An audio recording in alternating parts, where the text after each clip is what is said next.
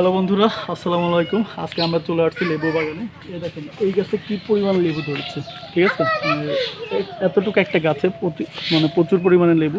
আর এই লেবুটা হচ্ছে সারা বছর পাওয়া যায় এই গাছে।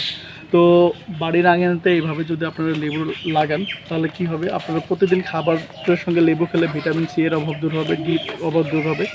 এবং এতে আরেকটা সুবিধা হলো, যাদের প্রচুর পরিমাণে গ্যাস আছে, যাদের পেটে প্রচুর পরিমাণে গ্যাস হয়, এরা যদি কন্টিনিউ লেবু খান তাহলে আপনার একটা পর্যায়ে যে 1 সপ্তাহ বা 2 সপ্তাহে পরে যায় আপনার গ্যাসের সমস্যার সমাধান হয়ে যাবে।